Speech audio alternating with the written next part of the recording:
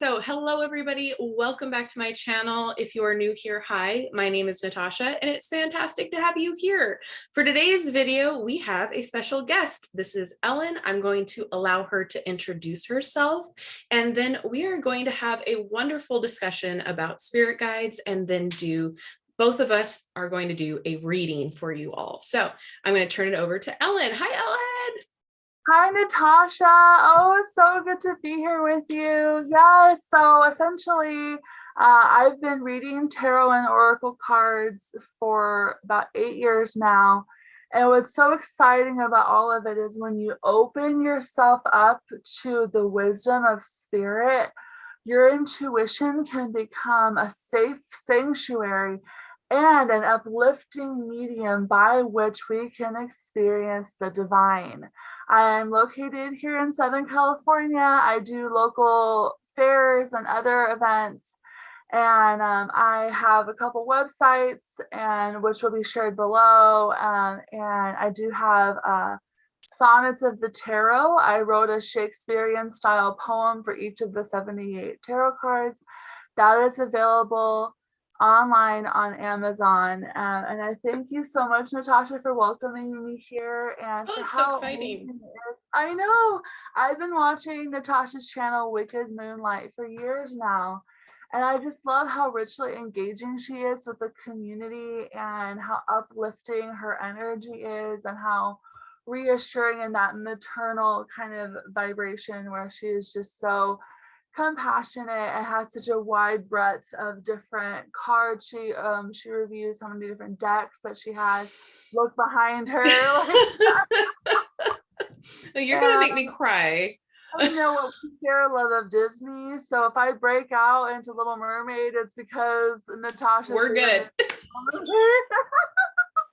So thank you all for being here. So I just invite all of our spirit guides and angels, and I believe that everyone has spirit guides and angels, and that these beings are so cherished in our community because they actually help enliven and embolden our souls to pursue higher wisdom and to have self-fulfillment be a huge priority to us.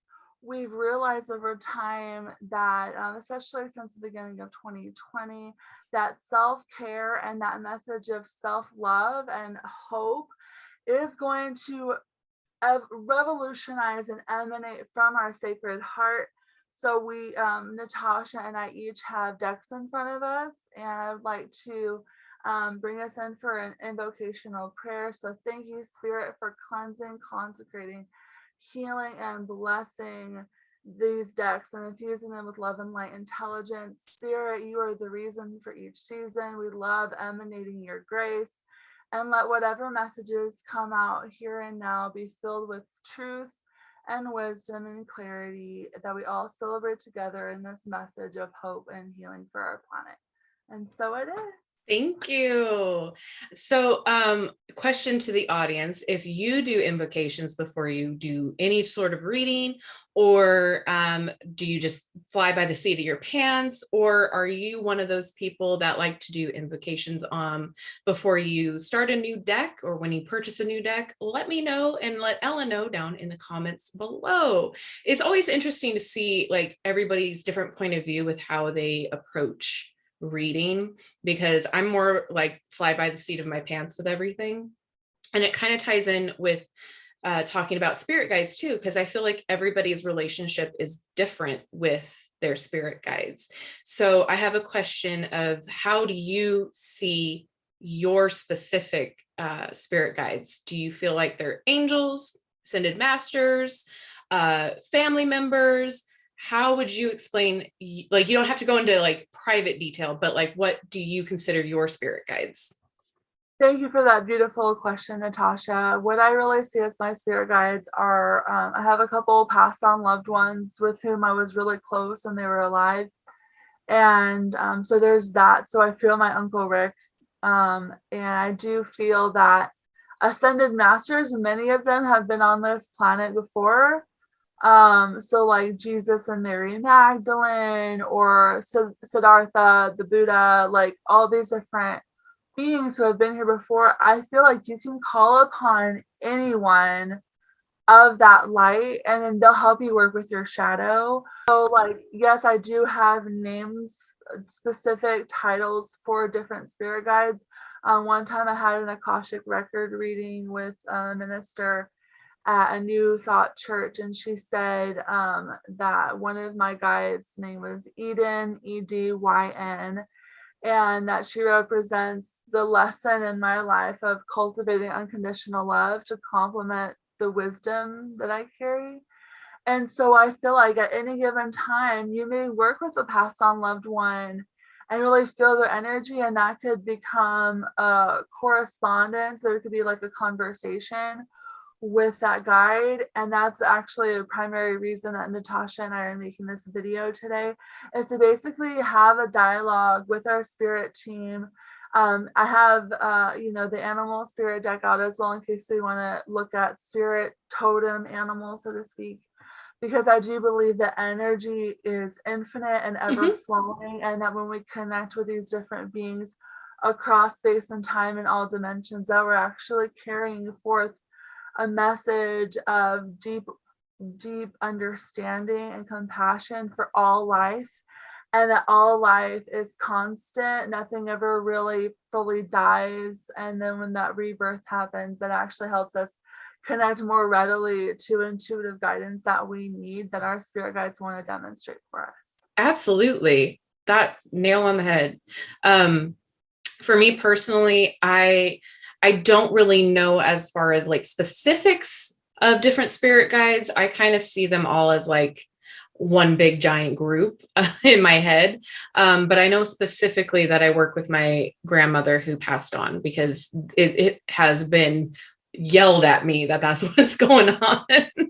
But I would like to ask you, what are your questions that you like to ask your team, I'll say, and then or I should ask this too in conjunction, what would you recommend asking if you are starting out getting to know your spirit guides? How about that? Let's start with that, and then Okay, yeah. So what I recommend, that, like, from a starting point, asking spirit guides. Okay, so this is something that I still do, is what kinds of signs and synchronicities, dear guides and angels, do you want to like me to notice? What do you want me to see?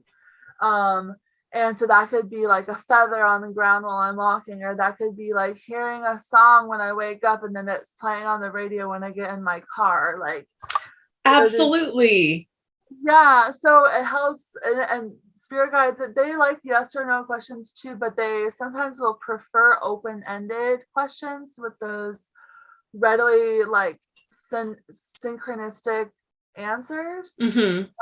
So essentially, when I ask something, I ask my spirit guides quite a bit, is like, what energy do I need to embody today to help manifest more blessings in my life and the lives of others? And so that answers like both parts of your question. Whereas like, what is something I recommend? I recommend like just like imagining like great white light being sent to different chakras of your body when you're sitting in like a meditative pose, or even like when you're in the line at the grocery store. You can imagine that this holy light just permeates all your cells.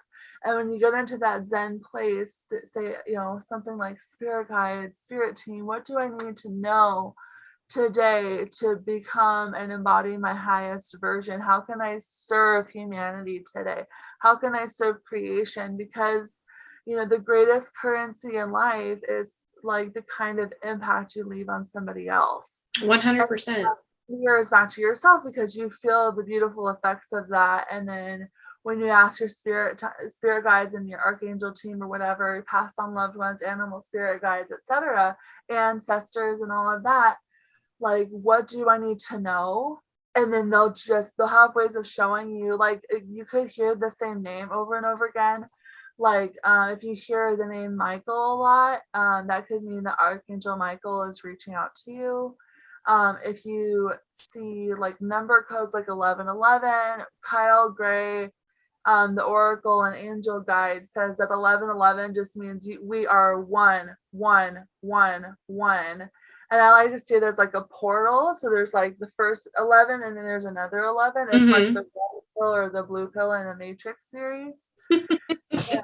It's a choice. Like, are you gonna, go into deeper understanding and wisdom, or are you gonna just, sit idly by and watch your life flash before your eyes?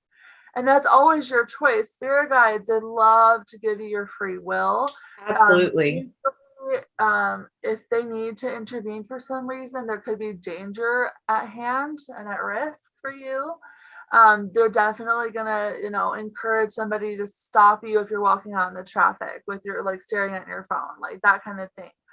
But a lot of times our spirit team, they like to encourage you to like ask them questions. But sometimes they will insert themselves when there's like maybe like a time of healing and transition and transformation that is taking place in your life. That was another question that I was going to ask you about, like how you feel about whether or not you have to ask them for help or they intervene. And I'm of the same mind as you. Like they like to be asked, especially if it's not so serious, if it's just like a, question about, what you need to be focusing on, or, why this synchronicity showed up. But like the danger aspect, 100%, they will do their best to step in. And I think for me personally, it's like the more you're attuned to your team or to I'll just call it the other side, your intuition, the more awake you are, the more I feel like you can listen to them. Like I said before, like sometimes they just scream at me in different ways to get my attention, not like literally, but there's so many big signs where it's just like, oh my God, like this is where I need to be going, or this is what I need to be doing. So that's really cool that we're on the same mind, because there's a lot of people that think like, oh, I have to ask for help, or, I have to really work with them all the time in order for them to like notice my needs. And that's not the case. They're there with you since before you're born. Like, right. Their job, so to speak, is to be there for you. So there's never anything too big or too small to approach them with, because they love to help. Right. They're highly benevolent. They're direct lines to God. Like, when you're asking, people say like, well, why don't you just ask God specifically? Well, God to me is a force that unites everything. And sometimes it can be intimidating. A lot of people have really a complicated, in-depth history with the word God, with that title. In New Thought, we call it God. We call God grand overall design. My version of that is great open destiny. And, the universe, which is another way a lot of people say God these days, in the spiritual but not religious camp, so to speak. They often, those who say universe, will actually see God as that consciousness that unites a universe, that gives us a sense of healing and a frequency of unconditional love and free-flowing grace. So whenever you find yourself like wondering, like, how do I communicate with God? Spirit guides are a great vehicle for that, because they're a lot less intimidating than maybe like the source of all matter. Like, right. And I'm a student of the goddess. So if it feels comfortable speaking with God as a woman, I mean, that's historically what, how God was portrayed, was as more of a female. Because in the Stone Ages, this is proven in When God Was a Woman by Merlin Stone. In those old times, people didn't realize that the men were involved in procreation and the reproductive ability to generate new life as babies. And so they thought that the woman was magically, like, parthenogenetically producing children. And I think that's gorgeous, because I've actually experienced something similar. So one time when my daughter was 4, I had like a metaphysical pregnancy. I don't like to call it hysterical, but like I looked really pregnant, and I felt like that was a really interesting time when my spirit guides were communicating self-healing and self-care to me, because I was experiencing this serendipitous event in my life, and I was like a lot like lower in weight, and my belly was like big, and I hadn't been with anybody in a long time, so there's no way I could have been pregnant. But it just felt like sometimes your spirit guides communicate with you through your body. So if you're having aches and pains and cramps, or the flip side, you're having more like of a vital sensitivity and sensibility about yourself, I believe that that could be a vehicle by which your spirit can communicate with you. 100%. And what's funny is like all of those things are, I shouldn't say funny, but interesting is that those things are all historically proven as things that happen.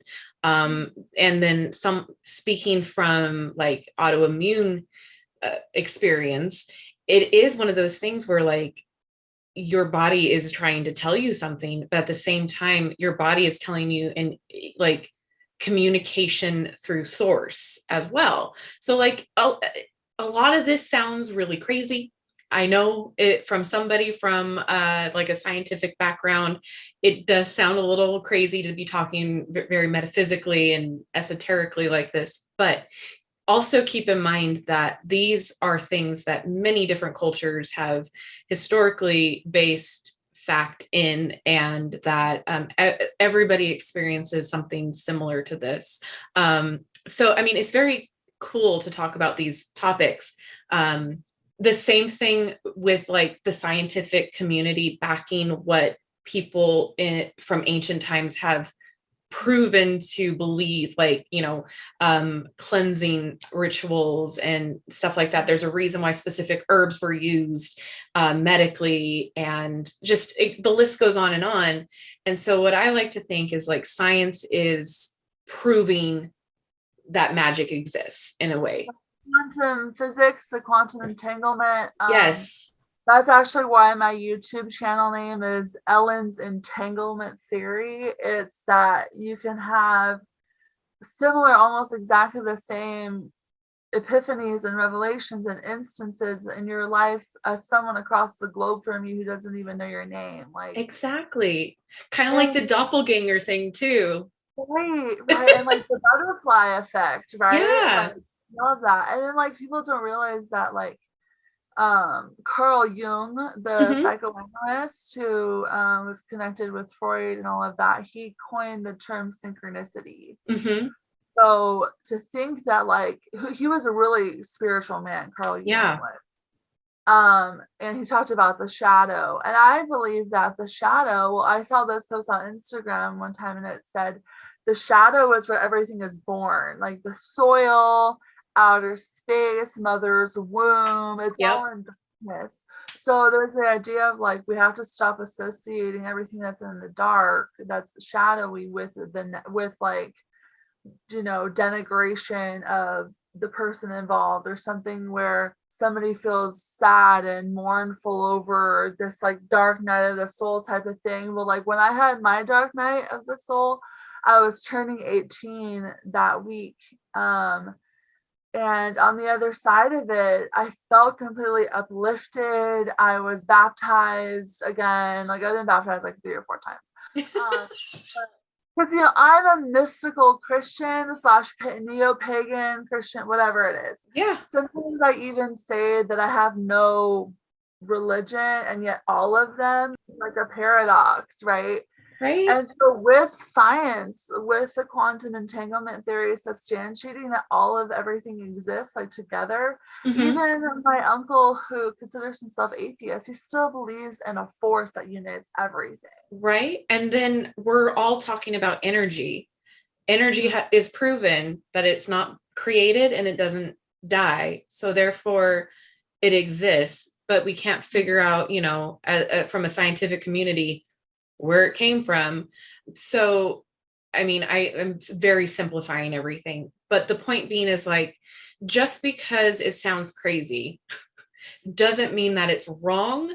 It doesn't mean that you shouldn't maybe look into it more. So if whatever we're talking about doesn't resonate with you, that's perfectly fine, because everybody believes in something different, something that is more in tune with, you know, how you were growing up or what you believe in now. So like if everything seems a little woo woo, it's okay. Take what resonates. But regardless, you know, when we bring it back to the spirit guides, it is a thing that many people believe in, whether you see them as angels, whether you see them as, you know, the Lumerian Galactic Council, whatever you believe in, completely fine. And I like to look at things too, like, as long as you're not hurting anybody, believe in what you want to believe in, or hurting yourself, like, we're good. We're here also to help you to connect better with those spirit guides, maybe specific questions you're afraid to ask, or you don't really know what to, you know, connect with. But the big thing to do is just to have an open dialogue. I feel like that's a huge thing that people don't understand, that you can just literally ask, hey, how do I know you're around? How do I know how to feel your presence? How do I know how to ask? What do you prefer me calling you? Look at things in a way that makes sense to you, that target that intuition, that when you feel your goosebumps come up, when it makes sense, you know it's right. Like, listen to your gut. And a huge way to connect with your guides is through divination. So whether it's your tarot, your oracle, or a pendulum. And for me personally, that's how I started to get in touch with my spirit guides, was first starting with the pendulum and then going from there, because sometimes you want to ask a specific question that you want a specific answer to, and the cards can tell you so much, right? Like, you can kind of get an open-ended question, or sometimes if we're not, if we're being biased with ourselves or only wanting to see what we want to see, the cards can kind of lead to that. But with a pendulum, you can kind of get a direct yes or no. Some people like to use this talking board or a spirit board, whatever you feel comfortable with. I'm not here to judge. But I think it is important to have an open dialogue with your team. When you do your work, as far as when you're reading for clients, do you reach out to their spirit team, or do you reach out to yours, or both? Both. So in the invocation that I demonstrated earlier, I will often ask for the querent, my client spirit team, to communicate with mine and to have that dialogue to then filter into like this room, or if we're doing like a virtual call, whatever it is, or if I'm at a different location, it doesn't matter. The intention is there, which is like so important. Because like if you're reading for yourself, for example, or others, but let's just go with yourself, and then you come from a place of anxiety or like dread or like nervousness or depression, whatever it is, then that will affect your relationship with the cards. And this is true for other forms of divination, like numerology, astrology, the chakras, energy healing. Like, I love nomenology, the study of names. You want to approach your work with these mediums as like as deeply connected as you can feel, without like these negative emotional experiences and attachments really dragging you down. Not to say that, you know, you can't like pull some cards while you're upset. That's not what I mean. I mean that, like, don't let those, you know, hindrances in your emotions dictate, like, you know, oh man, I just got a card that represents my twin flames karmic partner. Like, you know, you could have a soulmate and there was somebody else, and then you think that you gotten a message about this person, and then that could like stir up jealousy and like lower vibrational emotions. But like, try to do it from a high light and avoid reading so much of the time when you're in a bad place, because it could just end up reconfirming your fears, because Right. channeling your emotions into the cards. 100%. I agree.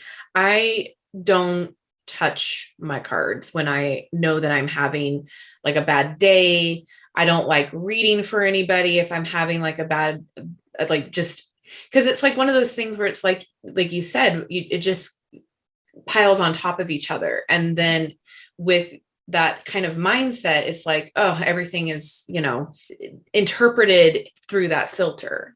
So yeah, it is one of those things where I try to avoid it as much as I can. But also I do want to say on this caveat, when you are a tarot reader, a healer, any kind of, Reiki, whatever it is, you can have bad days. You can have, terrible days. Not everything is love and light. And I think that as this community grows and people are learning about divination and spirituality of this sort of sense, we think that, oh, in order to heal and help spread light, we have to be love and light all the time. And it's not that way. What we do as healers, whatever you want to call us, is we have our own quote unquote shadows and demons that we have to work through and transmute and provide that light. So we do it personally, and then it encourages others to do the same. I think it can be quite toxic to just perpetuate the quote unquote love and light all day, every day. You're human. You are, what I like to think about is like, we are spirit, we are souls having a human experience. Like we are here to experience everything we possibly can as a human. And therefore humans have bad days. Humans have illness. Humans struggle. Like if you are starting out on this journey, don't think that you have to fake a positive outlook all the time. Don't think that you have to be this perfect being, because you're human. You're not perfect. You will make mistakes. You will have bad days, and your spirit team and your spirit guide will help you through that and will help guide you, because literally it's in the word guide. So, don't think that you have to perpetuate this positive outlook if you're beginning out on this journey, because it's not going to be like that. We're all going to have bad days. We're all going to have to struggle. You have to be okay with not being okay too. Yeah. And then there's that mode of toxic positivity where sometimes if someone just passed away in your life, like let the grief in, let it, don't let it consume you, but let it permeate into you so you can really feel it. And sometimes, and admittedly, I read for myself when I was in a darker place, but then the cards were so uplifting that it actually pulled me out of that dark place. Right. So I think it's one of those things where listen to your intuition, whether or not you should. There will be days where it's just not going to be feasible. And then there's days where it's like, oh yeah, let's do this. Let's try to uplift. Let's try to make it a better day. And on that note, I am going to turn it over to you to pull some cards for the collective. And then once you're done, I'll pull some cards and we'll see if we get similar messages. We'll see what the specific ones are calling out to us. Thank you, Natasha. So I'm going to be using a few different decks here, and the information on these decks will be in the description box below. This is the cosmic reading cards. Thank you, Spirit, for this message of light and hope and truth for the collective from our spirit guides. So, spirit guides, what do I need to know today to embolden and empower my highest self? Mirrored souls. I love this. Oh, that's so pretty.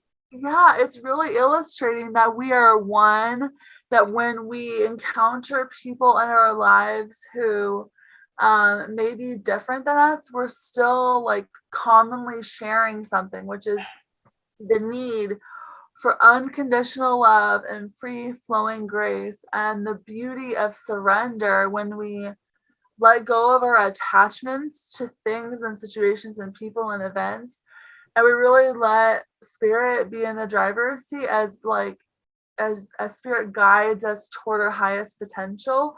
So that could be a way of phrasing our question is, as we have conversations and converse with our spirit team, spirit, what do I need to know to help me feel empowered? And that is so empowering, because that mirror soul is the epitome of what we all are. I mentioned twin flames in passing earlier. A lot of people believe they have like a soul counterpart. But like if we take it to the next level and see each other, like everyone we meet, it's part of the Moses code where you say, I am that homeless person. I am the little girl who just got diagnosed with cancer. I am my mother. Like we are all designed to embrace the energy of palpable healing through looking at how our actions, thoughts, and words and feelings reverberate against one another. 100%. Yeah. And then the key phrase is, there is an undeniable spiritual connection here with this other soul. This will help me see all facets of myself. I love that. Because the mirror has facets, right? Glass. When we're glass, we're reflective, but we're also fragile. So, and we can be very tough or very breakable. But we see clearly through the glass. So when we're mirroring that hope and light and love to one another, we're more likely to receive the abundance that our spirit team has in store for us. I love that. Yeah. Okay. Shall I pull from the Star Tarot now? Yeah, pull from tarot. Let's see. Okay, let's do it. This is the Star Tarot. Let's see, Spirit.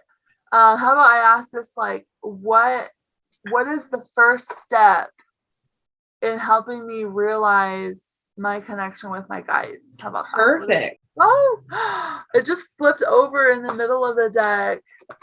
The Sun card. Yay! That is so precious. Oh my gosh. These are all pre-shuffled, but like I shuffled a bit and it's like, it just was like, right? It's like, bam. It was like, bam. And usually like in the Rider-Waite-Smith, we see a little naked child on a horse. But I remember when I got this card for my friend, he actually like was like shocked into like, oh my gosh, because he had created a bouquet for his friend that looked just like these flowers and butterfly, and it like reminded him because his friend's father had just passed. And so that Sun card was like, Ellen, he was like, that's the card I got. I mean, that's the imagery of the bouquet I made for my friend and the father. And I'm like, oh, that's so sweet. So enlightenment, right? So like we step into the light of joy and we bring in our unhealed ego to the light. Like I believe our ego is our protective layer, kind of like the epidermis of our skin. The ego wants so much to be celebrated because it's, I believe that the ego is it's like the part of the mind that tells us to like dress up for our best friend's wedding, or to study for that big English exam the following morning, or to pay our bills. Like it's what keeps us going, and it wants so much to be like a dragon or a lion, being tamed and trained and embraced and encouraged to be itself, like to be authentically. Like if there were a key word for your working with your guides, it's like genuineness and authenticity, for sure. Yeah, I love that. It's also too with like, to me, I'm also getting like they're already there. They've been there, because with the little the little child in the Sun card, it represents like, it's there. You're there. They've already been there. You just need to like reach out, shine a light on it. They're ready to shine the light right back down. So that's really cool. I love that. Beautiful that we just entered Leo season, and Leo is the right. Card, yeah. And we're in Lionsgate, so like that's awesome. Like now is the perfect opportunity to start connecting if you have not. Going to be a very magnetic next couple of weeks. especially Yeah. on so 8-8 Lionsgate, what you're talking about, that's going to have a lot of abundance and manifesting capabilities that day. So think of that. They call it a portal too. So just think of that and start preparing now for the ultimate culmination of that on that day. So if you're into manifesting, law of attraction, start working on it now. Ooh. 8 is that number of infinity, the Yep. lemnis state, like, and it's also a time of, you know, Sirius and the night sky being very aligned with the sun and Leo and all of that. And like, it's a portal. It really is a portal. So maybe that could infuse the energy of our next question. So I'm going to go ahead and use the chakra reading cards. Yeah. And then just ask, like, let me know if you like this, Natasha. As we're embracing the sun card, as we remember that our souls are mirroring one another, what is the next step? We did the first step was the sun. What do we need to remember as we continue on our journey with respect to inner child healing? Because Ooh. that card is about the inner child, right? So, like, what does our inner child want to say to us through our guides? Ooh, And I then like that. we're celebrating unity with one another and ourselves. Maybe spirit, shuffling, spirit guides, inner child. Communication. So Love it. literally just reach out. This is the throat chakra, the blue. Mm-hmm. Out to your inner child, like actually like have an open conversation with him or her or it, or however you perceive the gender or genderlessness of that entity. I encourage my clients to do something that they enjoyed loving when they were little, to tap into that inner child connection. So communicate with yourself, maybe even right before you go to sleep, and as you work with your spirit guides, you can say, spirit team, something like this: help me see what I used to love to do as a child and how that can help me have a more fulfilling adult life. Absolutely. And, right. And so, you know, your inner child may love to play with model trains, or sing and dance, or play with an imaginary friend, or like it could be science fair projects. With my daughter Amelia, it's animals. She wants to be a vet. Like, they're just a broad array of things. That maybe you used to a horseback ride, or maybe you used to play with your dolls. Like, there's some element of something you used to do when you were younger, or maybe that there was some kind of a tragedy or some kind of circumstance that like blocked your inner child connectivity, that when you were an actual child that you had some kind of trauma. Mm-hmm. And this could be one instance, or it could be like a series of events. And I'm so sorry if that applies to you. It certainly does to me to a certain extent. But something I used to love doing was journaling. And now with my poetry, my adult version of journaling, is I write poetry that is rooted in certain events of my life. So I have poetry about being a mother. I have poetry about having had cancer. I've written poetry about the kinds of work that I do at spirit fairs, reading for people. And it's all connected. So like, Right. do you see how like the first card was like, what do I need to know to work with my guides?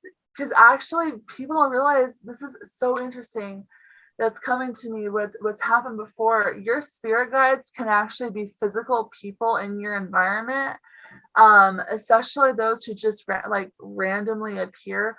Like when I was at the psych ward one time, I was singing to a Christian song that was playing on the radio, and I was calling out to Archangel Kamael, who's one of the teams of like spiritual gifts and expression.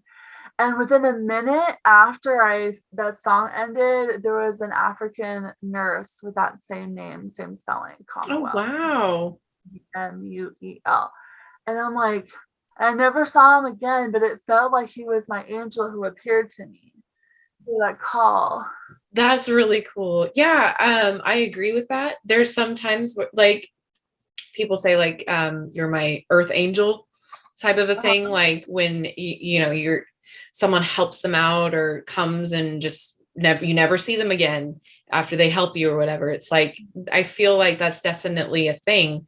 That's very interesting. Okay, well, let me pull.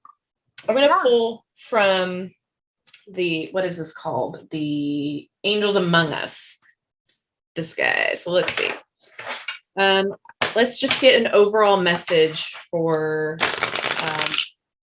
hope. Probably really loud. No, it's not. It's fine. Shuffling is its own ASMR. Right? I was like, yes! There we go. We got two. So we have galactic guides. Nice. That is beautiful. That really connects with that blue energy of this right card. And then we're talking about too how like they are your galactic team, as far as like we don't really have a authority over what they present as, you can technically call them your galactic team. And then we have Guru Ram Dass, which is beautiful. So we got elevation, spiritual practice, and humility. So for me, like the overall message of hope here is like definitely reach out to your team.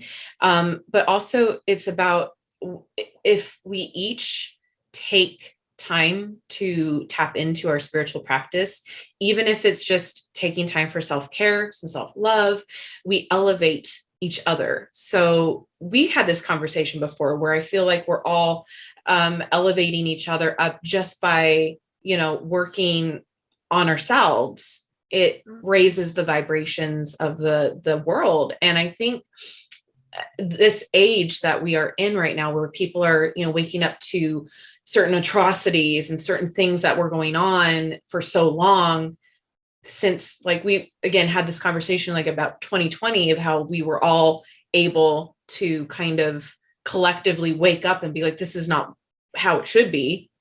Right. And tapping more into our spirituality. I think we have now been able to kind of raise the vibrations and really like tap into our own healing, which will then in turn heal each other. Because I don't know about you, but if I go into a room where there's a bunch of happy, joyful, just wonderful people, I myself feel better if I'm having a bad day, or like, I just embrace that energy. But if I'm walking into a room of stressed out, negative Nancy's, that sort of a vibe, then that in turn lowers my mood. And so I think the key here is the overall hope and message for healing is, individually we have a responsibility. Individually, we need to make time for our own healing, make time for our own self-care, and in turn, reach out to our guides for help too, and communicate through that. I don't know if that makes sense to you. It does. So like, how you were just saying how the environment affects your emotions. Yeah. Dr. Bruce Lipton, who's worked a lot in biology and neuroscience and things like that, talks about how like he's done that study, and he's seen the study done where different like bacteria or some other composition are taken out of their original petri dish and placed somewhere else. They actually become their environment in like a microbiological sort of way. Mm-hmm. And that's true for all life. So if you take somebody, let's just say somebody's adopted, right, and then they live with their parents, and say the parents pass away or something, and they lived in a really like happy home, and then they're adopted by people who don't treat them very well. I know it's like the nature versus nurture, but it goes further than that. Imagine that little adopted child would actually start to believe terrible things about him or herself just because of that environment. Right. No matter like if their prior environment was happy and uplifting, it still means that if we surround like different speakers across mindfulness and the manifestation law of attraction have talked about surrounding yourself with people who share your values. Mm-hmm. Will Smith famously said, like quoting other people as well, that you are who your friends are. So even our financial like prosperity could be affected by those around us. Right. Doesn't mean that we just disown the friends who ain't making money and you want money. Like it's not like that. But like if there's like a growth mindset in your community of friends and family, that's going to help you nurture that as well. Right. So 100%. right. And so like with cards as an extension of our intuitive capabilities, think about all the work of light that went into these different decks, and imagine when people start to like maybe you're making a deck and you're reaching out to an illustrator.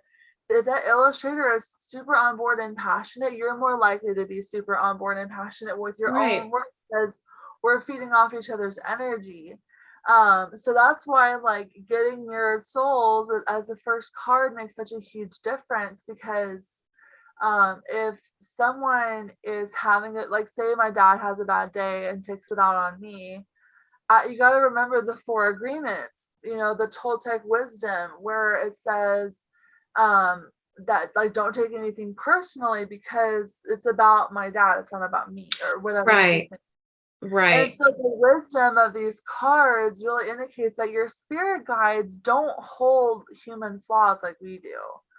They're not, they're spirit guides. I mean, yeah, there could be like a passed on loved one who you work with who could have been maybe angry in their life, but the energy of these teams of guides is very pure. So if Right.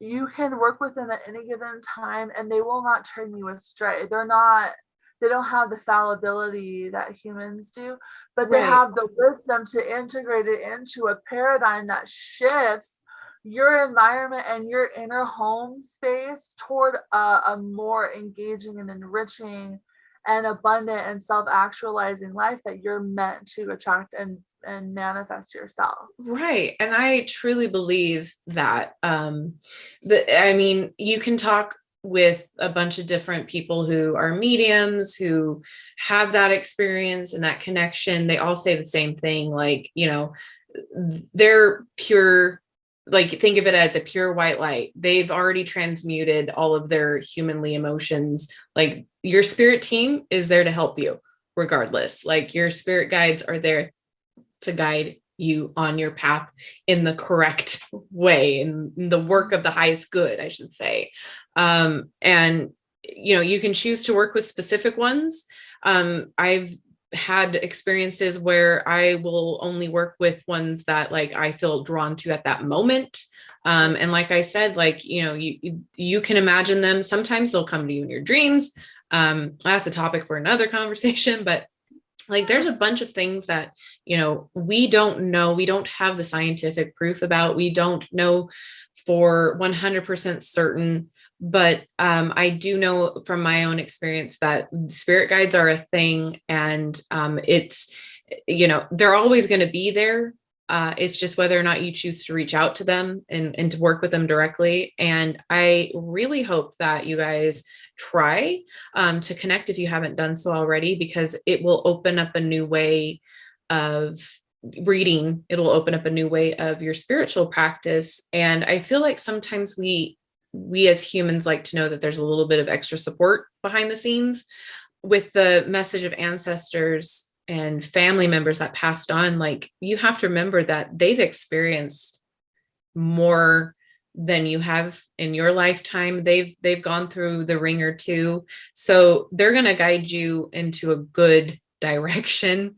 And you can think of your spiritual work as being transmutation for the past mistakes that maybe they did, or the maybe things that they experienced. You're doing the karmic work for them as well. But yeah, so very cool cards. I feel like we got similar situational cards. They relate really well to what you pulled. Do you have anything else that you would like to contribute, say? Yes. So just a couple things. So I did mention that I have my animal spirit cards, and I just want to pull like a unifying energy and then say my last comment. So thank you, Spirit. What animal could be signifying our spirit guides in the collective. Like, what's a warm, loving energy of a spirit guide animal that maybe that those of us who are watching this video can maybe look to. The bear, I love this. It's very maternal, very loving. Yes. It's an energy of acceptance, and it's an energy of knowing when to go within and heal and hibernate, and trusting that your domain, the woods, for example, is filled, teeming with life, and that that there's a fortitude, there's a power in the bear that represents your spirit guides as a constancy. If you've ever seen a bear with her cub, super protective, and you can count on that energy. And the last thing I wanted to say is, when you open yourself up toward receiving guidance from entities who are in direct communion with your highest self and the source of all creation, you're actually giving yourself permission to honor the vow that they have for your soul to connect with you and lift you up to the highest possible vantage point, to witness your life from a clear perspective of hope and truth and a divinity that surpasses all the obstacles and challenges, and integrates them into your light and into your aura to help you see that resilience that you carry, that perseverance, that love and hope and nurturance that are indicative of your heart, and that your heart can always be lifted up, that your heart could be reminded of its goodness, and that these teams of light and shadow, as they work with you as you go into both realms and integrate them both, that they really want what's best for you, and they're always there. I get messages sometimes of like, you know, Ellen, pay attention to your guides more, like rely on them more. They want you to rely on them, because that is literally their purpose. And not just that, they want to help up level the planetary consciousness. Right.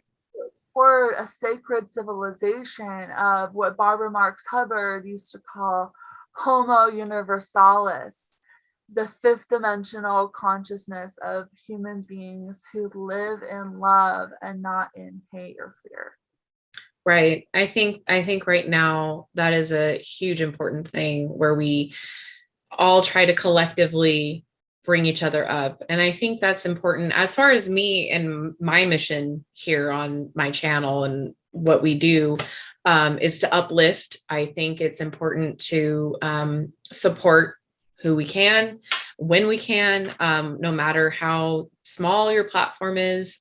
So I really appreciate you, Ellen, coming on. She's been a subscriber. She is fantastic. I always look forward to seeing her comments, and we've been chatting behind the scenes, and it's been fantastic to just have a discussion with another person on this channel. So that's fun.